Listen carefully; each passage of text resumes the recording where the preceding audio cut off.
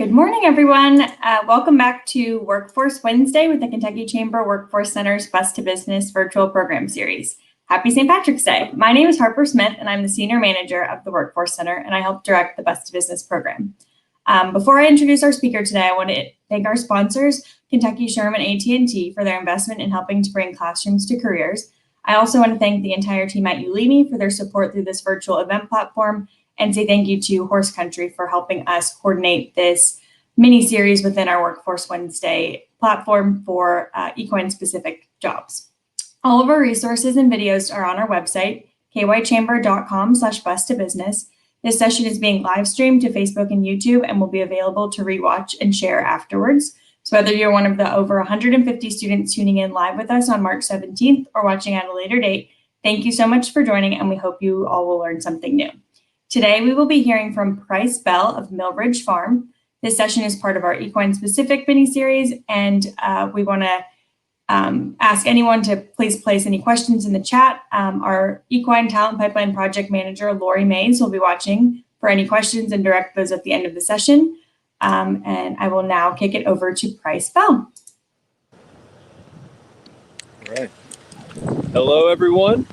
My name is Price Bell and Millridge Farm, General Manager here at Millridge, and I look forward to sharing the farm with you. I'm going to go behind the camera so I can engage with your chat, so please ask away, ask questions. I'm here to hopefully answer those questions and however I can assist over the next hour and then beyond. So thank you for taking the time to join us, and it's a beautiful day here in Lexington, and look forward to the next hour.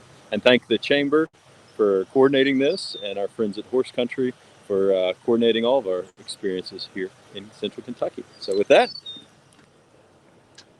welcome to Millridge. So Millridge was started by my grandmother in 1962. So we are a thoroughbred nursery. And what a nursery means is that we raise just thoroughbreds, and we take horses from conception through high school graduation. So that's about the first 15 to 20 months of their life. And then from there, they leave us and they go to where they're taught how to be ridden for about 6 months. And then they go off to the pros, where they go to the racetrack every day and compete and race. After they're done racing, quite a few will come and join us in the breeding stock, in the breeding program, and others will go on, if they're not going to go into the breeding program and continue to perpetuate the thoroughbred breed, they will go and be retrained for second careers. I believe next week might be the Kentucky Equine Adoption Center, which is a nonprofit that takes care of horses after they're done racing. I'm going to do my best to see the chat, but I can't. I think I can. Let me just move that around. All right, great. So anyway, as you have questions, please let us know. So I'm going to give a little bit of history about the farm, continue to explain kind of what we do, and then I'll also kind of describe kind of various career paths and people who work on the farm. This time of year is our foaling. Thank you, Ashley. We're very lucky. So originally, when my grandmother started the farm, it was 286 acres, and she started it with 4 mares, 1 barn, and then 3 guys that had worked with her father came and helped her. A guy named Joe Bates actually worked when I started working on the farm in the mid-90s. Joe was still here, so it was amazing to hear Joe's stories of my grandmother first starting the farm, but also her father. Her father was a gentleman named Hal Price Headley, who was very instrumental in the founding of Keeneland and some other, and really kind of was a big leader in the thoroughbred industry and here in Central Kentucky. My grandmother was never let him too far out of her sights. She was absolutely in love with him, and everywhere he went, she went too. And so, she being the most keen to continue to raise horses, he left her the part of the city that was furthest away. Part of the farm that was furthest away from the city of Lexington. So we're located just really close to the airport, and are kind of surrounded by Palomar subdivision. Here we've got Randy and Ishmael and Dustin, and we have they're resetting some trees. So very very fortunate in so many respects, but with those original 286 acres, in the early to mid 80s, we bought some adjoining land. And my uncle was a general manager at the time, and my grandmother and a gentleman named Horst Schock relayed the farm out. And so Horst was the head of landscape architecture at the University of Kentucky. And so I'm going to try and sprinkle throughout this conversation various industries, various professions, various people who kind of touch that we rely on every day to, again, just try and stimulate ideas for y'all so hopefully can then lead to some questions about things that might interest you in particular. But so Horst, and my grandmother and Uncle Reynolds helped relay the farm out. And Horst, as a landscape architect, he wanted to lay the farm out, and they wanted to lay the farm out in such a way that really laid with the land. And so we started kind of in the bottom, close to the creek. There's a creek behind us. We're on Bowman Mill Road, and Mill Ridge. The name was started because we're the ridge land above the creek, and so. The idea was to start kind of at the bottom and come up this hill. And then as you go around the farm, you only see the road you're on. You don't see other roads around the farm. And then when you look out over the fields, you don't see the entire field. Wanted to kind of maintain some like points of interest and curiosity. And I find it very interesting because I find that with the farm being laid out by a landscape architect, it's different than the way architects lay out farms. And I find that many architects lay out farms very linearly versus I think our farm is laid out very kind of much in the way the land naturally lays. So Ishmael and Dustin and Randy back there were resetting at trees because Horst is, I don't know how old Horst is, but he's retired from a long career at the University of Kentucky, and he is still kind of consulting. And so we are we're replanting a number of trees. We're not replanting, we're adding trees to the farm. So the past 2 years, we've added 60 trees each year, so that, quite frankly, so that we don't screw it up over the next generation. Stephen, great question. So my grandmother started the farm in 1962, and there were not a lot of women participating in the business at that time. And so, and she really did it all. Joe Bates would tell stories about how they'd try and start, they'd be cleaning a barn out, mucking stalls and cleaning the barn out. And, these tough men would try and be, out hustling this woman, and they could never get in front of her. So as soon as they were leaving a stall to jump into the next stall, she was already a step ahead of them, and they could never outwork her, which I just love that story and that idea, because she was, she certainly established a similar work ethic in all of us. That was the tone that she set really on the farm. Hi, Lori. Lori, so we kind of break our farm down into 4 divisions, with the office being kind of the main support division. So we've got in the office, we have a CPA, accountant, CFO, named Sarah Neely. And so she handles all of the accounting. And then we have a bookkeeper and assist, and that's kind of the accounting side, operational side. And then we've got, a couple of kind of administrative roles. Kim Poulin, who kind of runs our operations, as information happens on the farm with, a horse's, feed program. Here's Hannah Boyle, our first experience coordinator at Millridge. So Hannah is getting our breeding shed done. We have a Stallion here. And so she's getting our breeding shed ready for our tour. We have at 10:30, 3 guests coming from, I'm not sure where they're coming from. Yesterday we had Alabama, I believe. Alabama. We've got some guests coming in from Alabama. So Hannah went to the University of Louisville, and played 4 years on the field hockey team, and then went and worked on the racetrack for 2 years with a great trainer named Ron Moquette. 2 years, right?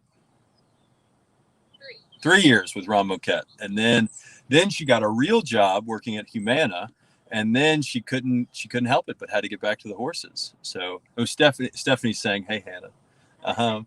But yeah, so Hannah came and has been an incredible addition to our farm as our experience coordinator. So Hannah's job, see ya, is to greet guests and give guests a very memorable and remarkable a very memorable experience to engage them with horses. You know, we are so lucky to work with horses every day.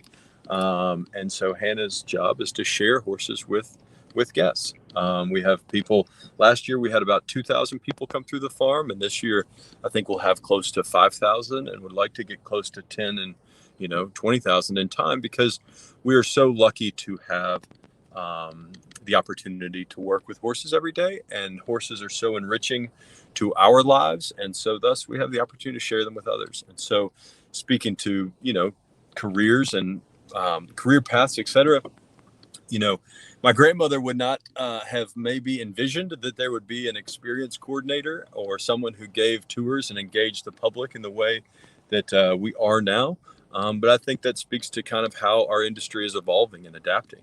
Now we have, like, one of Hannah's great skills is certainly communication and storytelling, but also photography and engagement in social media.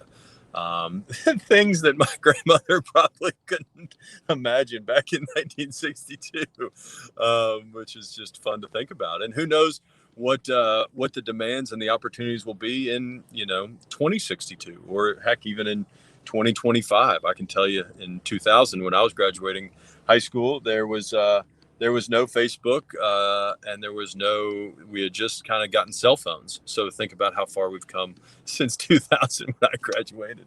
And so getting back, Lori, so we've got, so Hannah, experience coordinator. So that's kind of our office breakdown, accounting, operations, communication, etc. Those are kind of the office functions, making sure that what happens on the farm is communicated out to clients.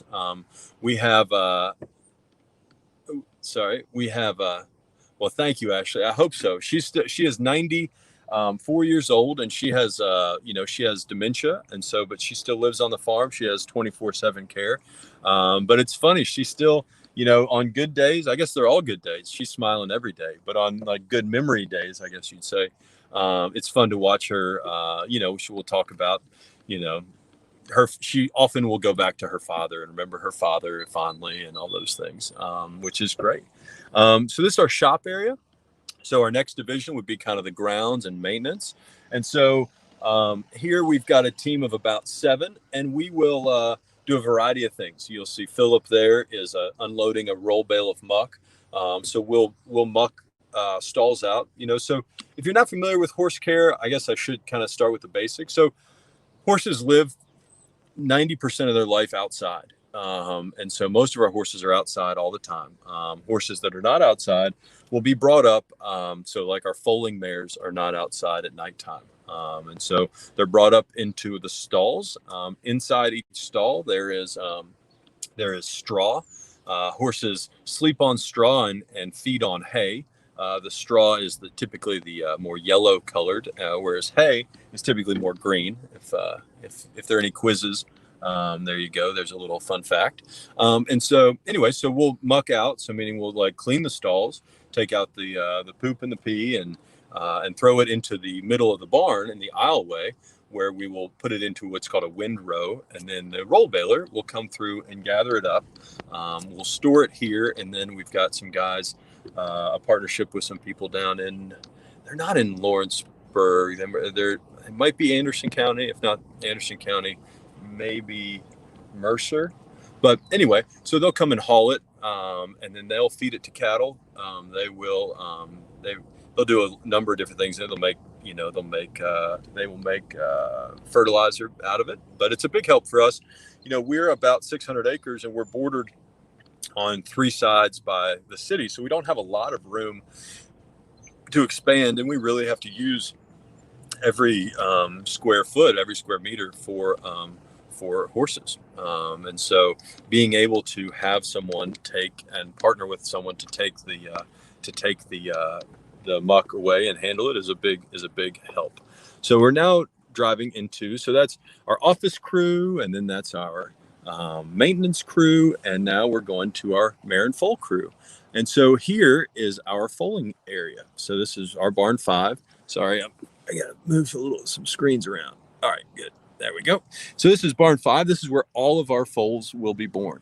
So we will have, this year we'll have about 65 foals, which is, an average number for us. It kind of ebbs and flows. We have about 90 mothers on the farm, or expectant mothers, mares, 65 of which were in foal last year, and then the rest were either barren, meaning they did not get in foal last year, or they were maiden mares, and so they are going to be in foal for the first time this year. And so their routine, and I want to say, and hopefully again I'll just plant the seed to maybe stimulate some questions. So there are thoroughbreds all around the world, and if this gets too windy, let me know in the chat. But there are thoroughbreds all around the world. I went to college, and after college, in college, my junior year, I went to Australia and worked a breeding season in Australia, and it was fascinating because they did things a lot differently in Australia than we do them here. They foaled mares outside.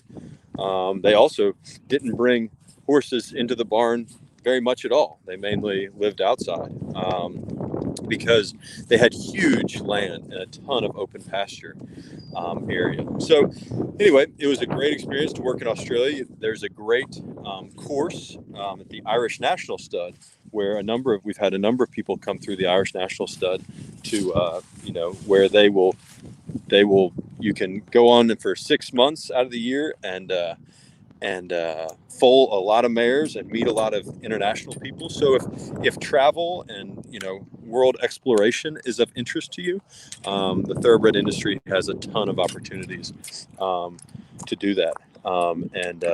And likewise, we welcome a ton of international students to Lexington and to Mill Ridge. So this is Shop Again, is the mare's name.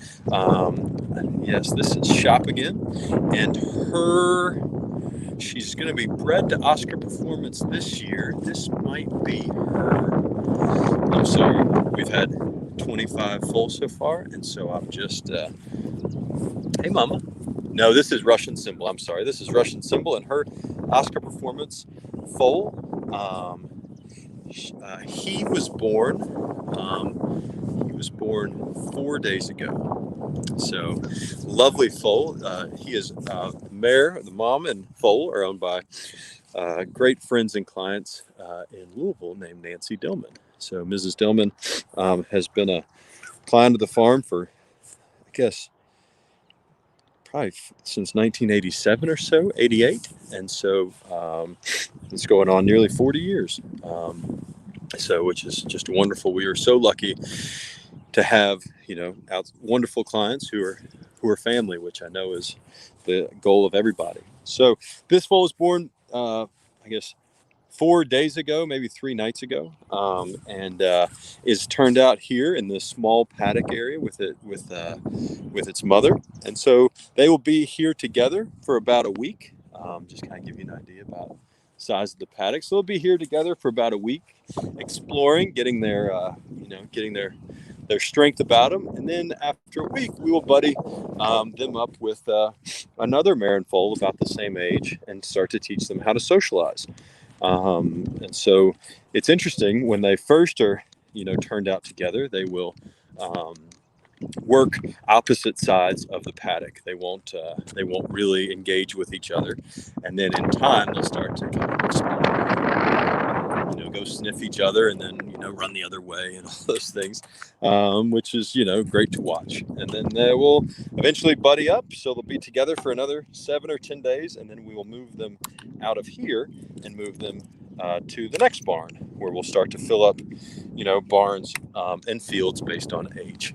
So I'm going to just kind of do a little cruise and show you all these mares and foals. So once the foal is born, again, it'll be turned out here for, depending on its age, its strength, it'll be turned out for 3 to 6 hours or so.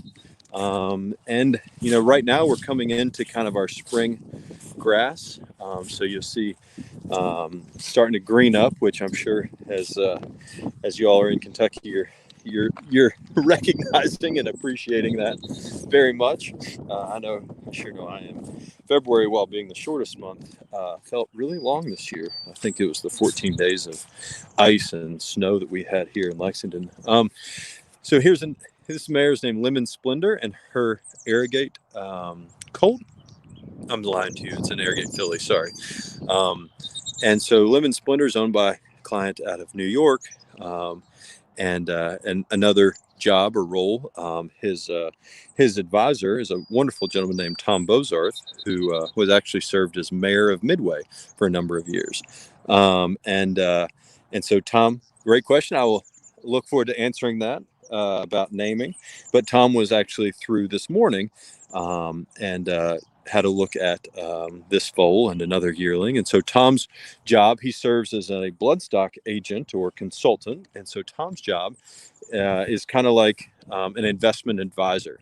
So he's kind of like your Charles Schwab of your horse portfolio. And Tom has an expertise in having, bought horses and sold horses for a number of years. And that's kind of the role of the bloodstock agent. How do foals get their names? Well, a horse must be named prior to its first race. And so some people love to name foals as soon as they're born. And others like to, we call them by their mother's name while they're on their farm, unless they've been named by their owners. So an owner who breeds the horse, and how that kind of works is, if you own a mother, you pay to a stallion owner a fee to breed your mare. Again, as thoroughbreds, it has to be live foal, and the contract is payable once that foal stands and nurses. And so the mare owner pays to the stallion owner that fee, and then by right, or then could, and then he could, sorry, I'm struggling with the gate behind me, getting my snap on. And you see what that sweet mare is doing is she is cribbing, which means that she is chewing on the top rail of the fence. And so this is another Oscar Performance foal, and I'm sorry, I actually was out of town last week at a funeral in Mississippi, which, by the way, it is springtime in Mississippi, and so we are not far away. The honeysuckle is coming up. This is Wild Silk and her Oscar Performance foal. So Oscar Performance is a stallion that we raised here at Millridge and raced for Mr. and Mrs. John Ammerman, and after he was done racing, he came and retired here to Millridge. So this mare is owned by a lovely family out of Cincinnati. So you'll see this foal is a week old. And so this lovely family out of Cincinnati, the Schiff family, own this mare and this foal. And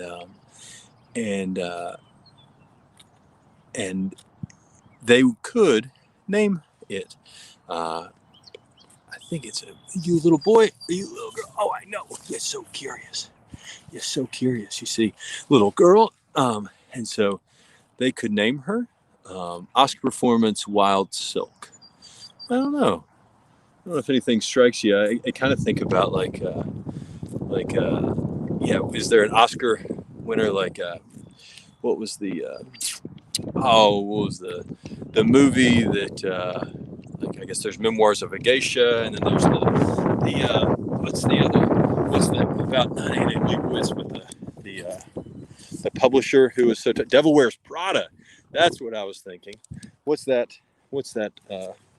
main character's name in The Devil Wears Prada? Maybe Wild Silk, like Silk Purse or Silk Blouse or something like that. Maybe that's a good name for this filly. But you can really name it whatever. A lot of people like to combine the name of the mother and the father in some interesting way. Some people like to name them, we had a client one time who wanted to put a Q in every name. And so he spelled things funny with a Q in it. because he wanted to have a Q in the name. So everyone has their own choices, and really love this foal. It's interesting, and this is we have an equine chiropractor, which is another job, someone who specializes in chiropractic for horses, and she's wonderful. Her name is Shirley McQuillan, and she was explaining to me, which I thought made a lot of sense, and I hadn't heard it explained as well as she had. But a horse should be totally balanced across all its planes. In theory, my right arm and right bicep is bigger than my left bicep because I'm right dominant. And I guess the same would be true for my right leg and my left leg. Whereas a horse is totally balanced. They're not dominant one way or one side or another. But I love how, you see how curious she is? She's really uncertain. She's like, Mom, should I go see what this guy's doing? I don't know, but I'm curious. You see how she's putting her ears forward and is kind of swishing her tail and moving like, what are you doing? Do I need to come see you, Mom? Should we be worried? A few fast facts for thoroughbreds. And so horses, thoroughbreds reach top speed, which I think is about 35, 40 miles an hour in 3 jumps. So they start in the starting gate, and then 3 jumps later, they are going top speed, which is 34 to 35 miles an hour. I know if you can't tell, there's a consistent theme here of Oscar Performance foals. Oscar Performance has his oldest crop are yearlings. And I know that if you go back, if you didn't tune in the first time, this is the adventures side of the tour. But if you didn't watch the first time, Claiborne did a long tour on stallions. And so our stallion, Oscar Performance, is why we have so many. So this horse's name is Will of the West. So Jacob, they leave the farm when they're about 18 to 20 months old in the fall of their yearling year. So Oscar Performance, Will of the West, I mean, that's got to be like Lonesome Dove or Tombstone or a character out of one of those movies, right? You see how long her legs are. So supposedly, and we're still debating this internally, but supposedly horses' leg length is, when they're born, is 95% of the length of its legs at full maturity. Obviously, their chest grows tremendously through their life, but supposedly the lengths of their legs are 95% of it. Gonna have a scratch. Oh, Mom, what are you doing? Where am I supposed to do? Oh, yeah. You'll find horses will roll a lot this time of year because as the weather is changing and it's getting warmer, they're starting to really shed their winter coats, and so they'll roll and scratch. And oh yeah, good girl. I love. Oh no.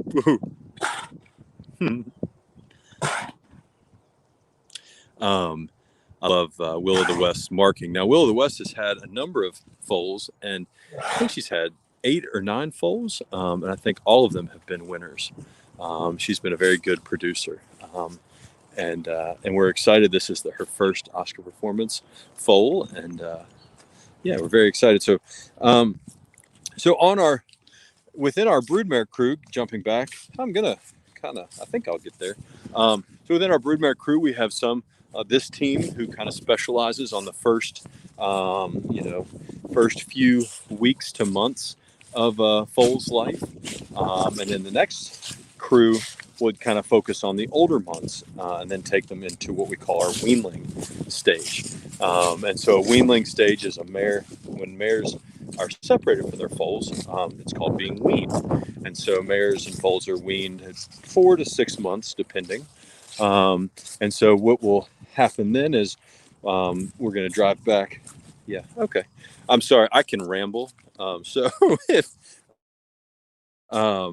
if I want to stay on task, don't remember if it was this farm or Claire, but I was offering a job trying the mares in case they went into labor. I couldn't because I was. Oh, hi John. I don't know if that was here. At least I don't remember. But yeah, so that's called foal watch. And so we will have in this barn, we'll have someone monitoring this field and the barn 24/7 to make sure that mares, are assisted when they're foaling. And so this is I guess the maternity ward at the farm. So here in this field is where all the mares that are due within days or weeks of their due date are here. And so, like, you'll see this mare here is off by herself, and I'm not sure if that is because she is uncomfortable and getting close to foaling, or if it's because she hasn't quite buddied up yet with the rest of the group. It is very true that every horse has a very unique personality, and some horses like other horses and others don't like other horses, and they develop kind of pecking orders within the herd. And so in this field, because it's all horses will be born here in the foaling barn, in this field you end up having a lot of everyone has to learn to play nicely. And so anyway, I'm not sure if her if her solitude is intentional or forced. We have an older mare on the farm named Miss Chapin, who is our star of Foal Patrol. So Foal Patrol is put on by the National Museum of Racing and Hall of Fame, which is a lovely, wonderful nonprofit Hall of Fame in Saratoga Springs, New York. And they do something called Foal Patrol, where they live broadcast foalings for, I guess, about 5 or 6 mares. And our mare, Miss Chapin, participating this year. It was our first year participating, which was wonderful. And anyway, Miss Chapin is an absolute loner. She is so funny. When she was in this field, she would be on the far side of those trees in that corner, and that's where she hung out every day. If you go back, we we work on Facebook is probably our most, thorough platform where we archive and maintain a number of virtual experiences and virtual tours. And if you go there, you'll find old tours that show me going out and seeing Miss Chapin on our Facebook page. And if you're interested or want to kind of keep engaging, please follow us on Facebook. And we are working to do weekly Facebook lives at a minimum, and have other kind of content that we're working to kind of keep pushing out. So, and now I have made not a critical error, but I've made an error that I entered the gate and didn't put both snaps on, and so I need to go back and make sure I put both of the chain snaps on, because I climbed out of the field. Right? What's the expression? If you gotta enter the door, you exit, maybe. But anyway, if you can see, while we're going back to put this snap on, that's Dunbar High School there. That's a football stadium. So if you're familiar with Lexington, we're kind of the farmland that kind of surrounds Dunbar, to kind of locate us. So let's see, what else can I share with you about our, yeah, that's right, go Bulldogs. I love it. They when I was in high school, they had some great basketball teams. But so we got our foaling unit for the mares and foals. Um, Skills are mostly on the job learned skills. I think fundamentally you have to have a love and an interest in horses, and that kind of leads you in the direction of what types and at what age or stage or phase of a horse's life do you want to work with them. If you have a very inevitably, I think in all aspects, you need to have a patient but confident hand. Um,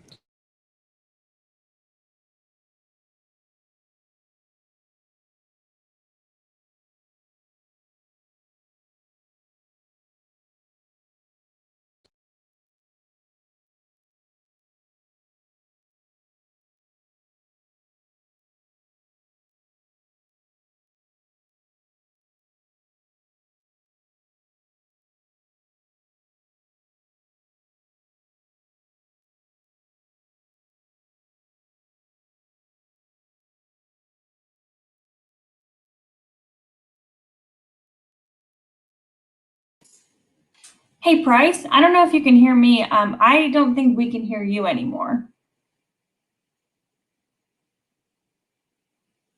I don't know if that's a setting.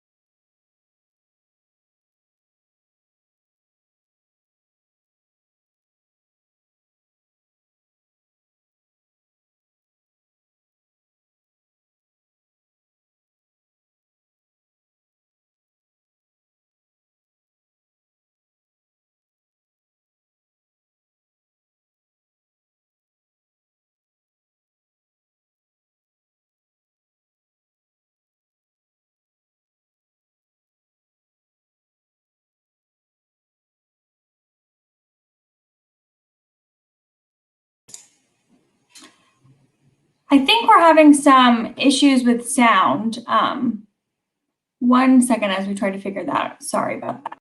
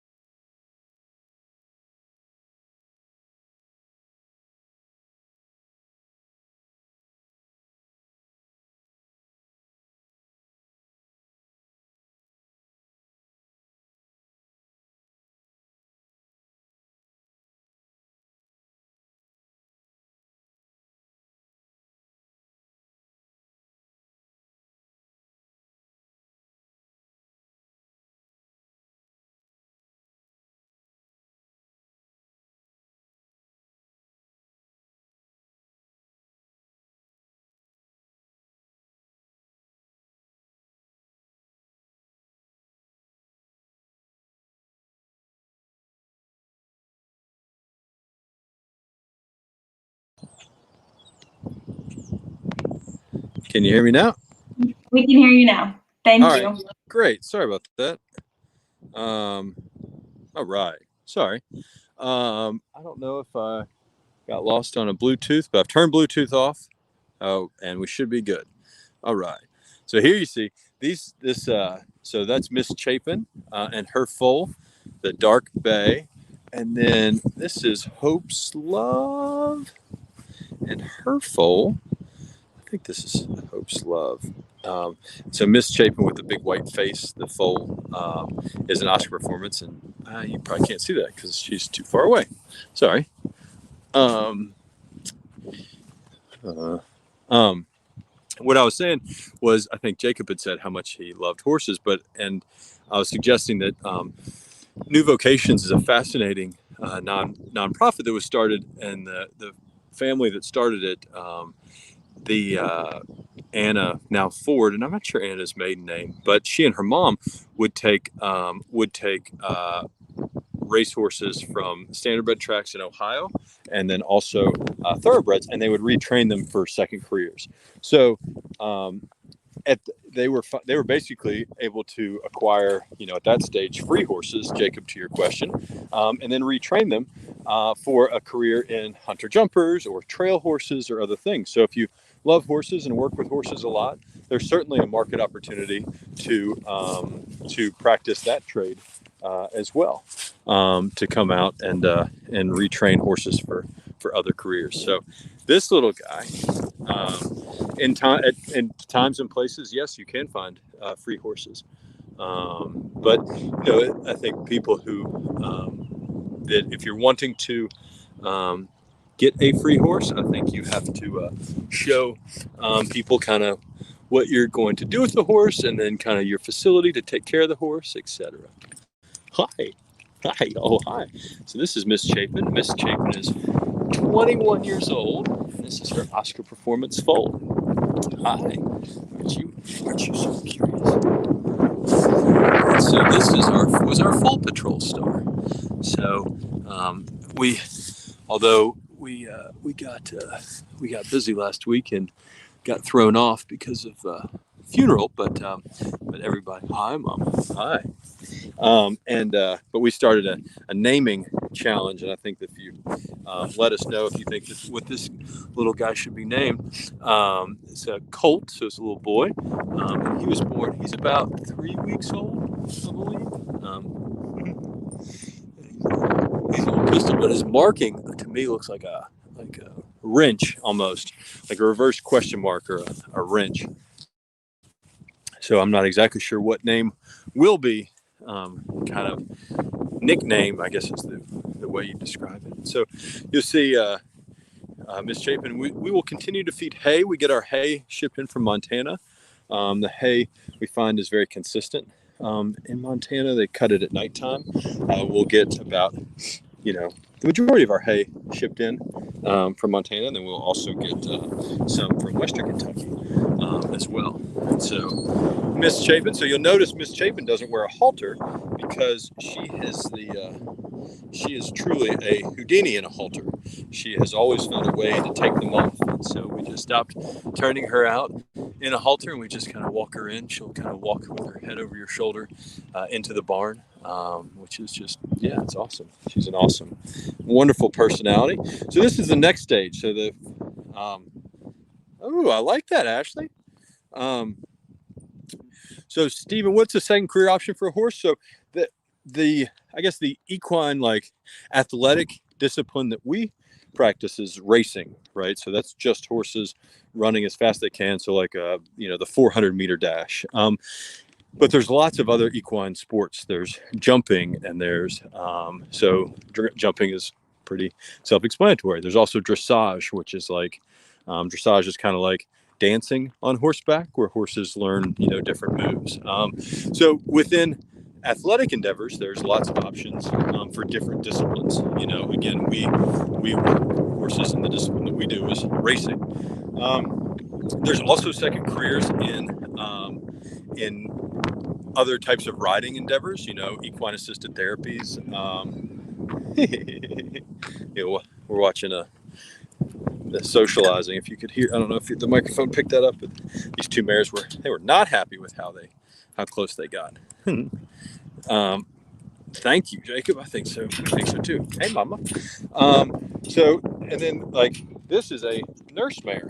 So this mare is taken care of and has adopted this horse because the mother of this horse is older and doesn't produce as much, having the babies really takes a lot out of her. And so this mare was a retired horse, and she was brought in to milk production, and then adopted this little guy who is a trip. So that's another kind of, job for horses that aren't in the breeding stock. But here's our oldest batch of mares and foals. And so these guys are still in the barn at nighttime, and then they're turned out first thing in the morning, and then they'll be brought in, after lunch. So they're just playing, so what we're trying to achieve here on the farm, you see these two guys, communicating. The one goes back to its mother. The mother runs off the foal, goes back to its mother. But as they're getting older and more mature, they start to get more curious and more, Yes, John, she is a surrogate mother. That's exactly right. And we call surrogate mothers in our parlance nurse mares, but that's exactly right. She's a surrogate. And so our hope here is to, horses are herd animals, and so they are competitive within the herd. They stay together. They, communicate within the herd. They're most comfortable in the herd. And so the race is really kind of the manifest of herd dynamics, where, you develop pecking orders within, the herd. Who's the most bold, who's the fastest. Horses will play in that kind of competitive space. And so our hope is to, keep horses, with that wild competitive herd instinct, at the same time working with us humans. So when we want horses to be curious and to check us out and to be confident, and we're really trying to nurture that confidence in our horses throughout their life, so that when they graduate from us, when they graduate high school and they go off to college where they're taught how to be ridden, they will do so eagerly. And then as part of that teaching and training, is they learn to kind of run within a herd and respond to the jockey and respond to the jockey's kind of, commands to relax or speed up, etc. So what this foal, this mare's name's Enthrall, and this is her Uncle Mo colt. Yeah, Uncle Mo filly. So they're licking a salt block or a salt lick that has kind of some nutrients and minerals and those things. Just like that, and then a little Gatorade, a little water makes a horse Gatorade, right? Electrolytes, etc. And so these guys are all just cruising. And then the last division we have kind of on the farm, if we've got the office, we've got the maintenance crew, we've got the broodmare crew, which is broken into kind of the weanling group, and then also kind of the newborn foal group. And then we also have a yearling crew. And the yearling crew takes care of the yearlings. So again, those are kind of like our transitional middle schoolers into high schoolers. And the product that we take to market is typically yearlings. So yearlings are when kind of we take horses to market, and people who want to, that's at like high school graduation. And then people will buy the yearlings to kind of draft them onto their college team. So this mare's name is Sweet Assay. Hi, Mama. And this is, so of the 90 mares on the farm, we own about 5 of them, and this is one that we own. And this is her Oscar Performance Foal. You all like the theme with the Oscar Performance, and so excellent. And then let's see. So here's Hannah taking our 1030 tour out here to check out these mares and foals. And so we like to, share the farm and share kind of this moment, just like yourselves are. I don't know if you see the blue sweatshirt walking. That's one of our guests, and so they're coming down here to check it out and feed the mares carrots. But right now is a little tough at times to feed mares carrots because the grass is so green. And the grass is really sweet right now. It's like full of springtime sugar, and so it's like trying to pull someone away from the Golden Corral. When that all you can eat buffet is on and the food's just right, it's hard to tease them over with some carrots or something else. So let's see. There's Sweet Assay. You see, she and Enthrall kind of have the same face marking. So are there any questions? I think we've got just about 10 more minutes. Let me know. How are we doing? Are we covering the topics? Y'all have any specific questions I can answer? I think, again, I think relative to kind of career options in horses, it's ever evolving. Again, my grandmother didn't think, I'm sure that I didn't think that there'd be an experience coordinator or a social media position. I was looking at a farm website the other day, and they had like a lifestyle coach, I think they called it, like someone who was helping. They have a big, staff and team, and they were wanting to make sure that they had, the support of kind of a life coach. So, So Laura, you say that Millridge is a nursery. What other types of farms are there, and what types of farms might be at those? So great question. So what I would call like a stallion operation. And so within a stallion operation, there is sales of stallion seasons. So a stallion season is like a breeding to the stallion. And so that'd be, and this is a mare named Lewis Bay, who was second to the Kentucky Oaks. So someone who sells stallion seasons, which we also do kind of within our office, would have relationships with various breeders and would have the relationship to call the breeder up and say, such and such breeder, this mare here in front of us is owned by a gentleman named Alpha Delta Stables, or a family. And you would say you would reach out to Alpha Delta Stables and you'd say, your mare Lewis Bay her father is Bernardini and her mother is Summer Raven, and she has a great pedigree, and we think that our stallion would be a great mate for your mare. And so that's kind of the sales objective or, task within a stallion farm. There'd also be stallion grooms, which would be, kind of a level of horsemanship where you're kind of, you're in charge of the stallion, you're responsible for the stallion's care. And it's just probably a step up of more advanced horsemanship. So that'd be stallion farms. There's also, I think, there'll be a tour with Hallway Feeds, which is a feed mill that's amazing. And I bet that Anthony Cook will be giving that tour. And he is just a great guy. And so there, it's a lot of science and nutrition, but also sales. Anthony heads their sales department, developing relationships with various farms and breeders, and they're having significant growth in the sport horse world. And so that you got feed mills, you got veterinary clinics. I know y'all are going to Haggard Equine Medical, who's the veterinary practice that takes care of Millridge. And so there are a number of jobs and variety of at the clinic. There are horse care jobs where, like if a horse is sick, it goes to the clinic and spends the night. There's a lot of care necessary at the clinic at night. And so and then you've got, making sure that the horse is taken care of. Then you've also got veterinarians and veterinary assistants and everything else. So that's another kind of level and layer of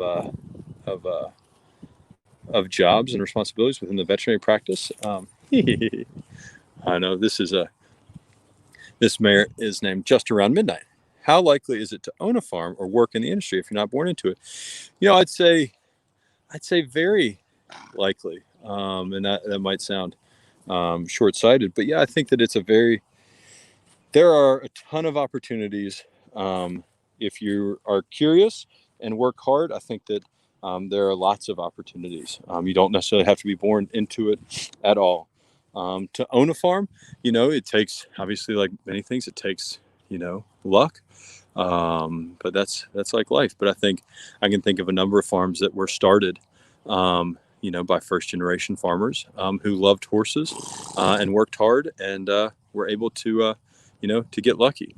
The one thing that one of the great pieces of this game or parts of this game is that anyone has a chance.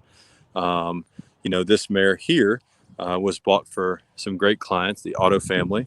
And who've actually just come out to see her. And so she was bought for, $400,000 about 8 years ago.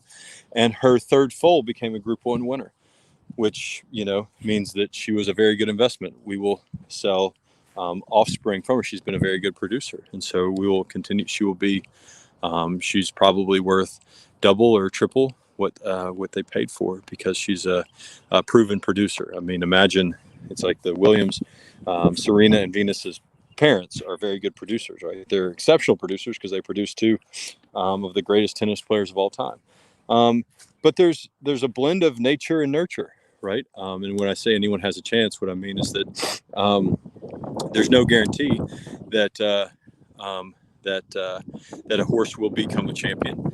But if you get lucky, because you can't measure a horse's heart, you can't measure its will to win, and so it gives everyone the opportunity. There's some great people.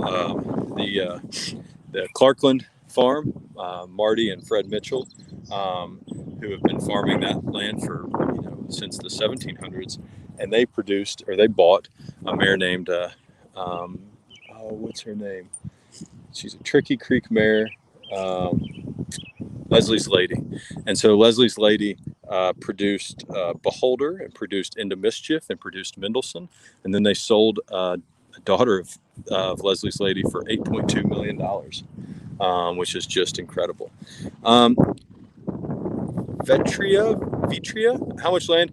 It depends. If you had 3 horses, how many acres do you need? It depends on the age of those horses and what you're trying to do with those horses. So 3 acres would be enough to have a stallion. It'd be enough to have probably a baron or maiden mare, but it wouldn't be enough to have a mare, a foal, and a yearling. So it really depends on the horse's stage and phase of growth on how many acres we try and have them graze. There's not like a specific rule of thumb, but I hope that provides a little bit of guidance for you. Are there any other questions? How are we doing? I do like to share. People obviously, some people don't get out to the farm and see, but I like to share horses enjoy just like I would if I wasn't doing this and didn't have other things to do. I'd probably take a nap and a rest right in the sun. You see this little guy, he's so funny. He's just so tired. He's eating while sleeping, and now his friend's going to come over and bother him and say, get up and let's play. Oh gosh, do I have to? I do hope that you all will stay in touch. If we can answer any questions, we're more than happy to. If we can be of help, we'd love to be. Just let us know. We'll certainly do our best. There's Lori has a coworker at the chamber whose name is Anise Montplaisir, who is a great resource for all things thoroughbred. Anise is originally from North Dakota and has really found a way to establish a career for herself with no connections. And I believe, and now I'm off practice, but I believe Anise fell in love with the movie. I don't think it was Seabiscuit, but maybe it was Seabiscuit. But that was kind of her introduction, and she navigated a series of internships and within the summer and volunteering at the local racetrack and just really doing, just following her heart and her curiosity. And it's led her around the world. She participated in a program called the Godolphin Flying Start. At the Godolphin Flying Start, Sheikh Mohammed of Dubai pays for students to travel all around the world and work in 4 different countries over 2 years. And it's a wonderful program. And so Anise is a graduate of that program and a great resource if you are so interested. So excellent. Well, with that, if I can be of service, please let me know, and appreciate you all taking the time this morning. I know there are lots of other things you could be doing, so appreciate you taking the time to join us.